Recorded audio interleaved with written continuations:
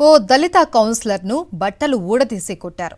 చెప్పలేని రీతిలో కులం పేరుతో దూషించి అవమానించారు. అంతేకాదు అక్రమంగా కేసులు పెట్టి జైల్లో ఉంచారు. ఇదంతా కేవలం పులివెందుల్లో వైఎస్ఆర్ విగ్రహానికి కట్టిన టీడీపీ జెండాలు తొలగించారని అధికార పార్టీ నేతలకు కొమ్ము కాస్తూ పులివెందుల పోలీసులు చేసిన నిర్వాకంపై జాతీయ మానవ హక్కుల కమిషన్కు ఫిర్యాదు చేస్తే నెల రోజుల్లో సదరు అధికారులపై చర్యలు తీసుకోవాలి అని ఆదేశించింది.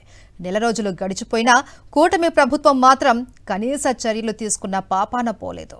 కడపలో టీడీపీ నిర్వహించిన మహానాడు సందర్భంగా ఆ పార్టీ శ్రేణులు పులివెందులలోని వైఎస్ఆర్ విగ్రహానికి తెలుగుదేశం జెండాలు కట్టారు. మనస్తాపానికి గురైన వైఎస్ఆర్సీపీ కార్యకర్తలు వాటిని తొలగించారు.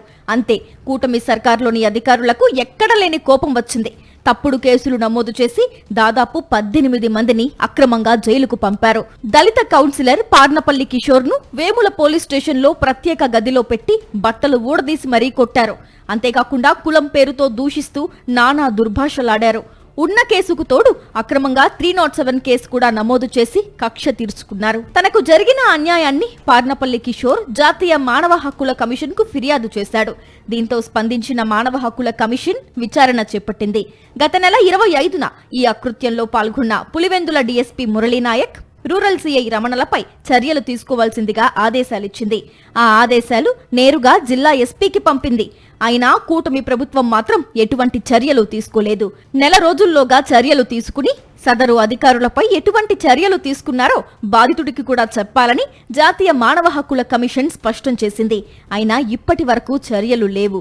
పులివెందుల డీఎస్పీ గారు మరియు రూరల్ సిఐ గారు మమ్మల్ని అక్రమంగా అరెస్ట్ చేసి పులివెందుల పోలీస్ స్టేషన్ నుంచి అర్ధరాత్రి వేముల పోలీస్ స్టేషన్కు తీసుకెళ్ళి అక్కడ నన్ను నాతో పాటు మరో ఇద్దరిని శారీరకంగా హింసించి లాఠీలతో కొట్టి బట్టలు ఊడదీసి గుండెలపై తన్నుతూ కులం పేరుతో ఇష్టం వచ్చినట్టు అమ్మనా బూతులు తిడుతూ మమ్మల్ని మానసికంగా కూడా హింసించి దానిపైన 307 సెక్షన్ కేసు బనాయించి దాదాపు 26 రోజులు మమ్మల్ని జైలు పంపించడం జరిగింది.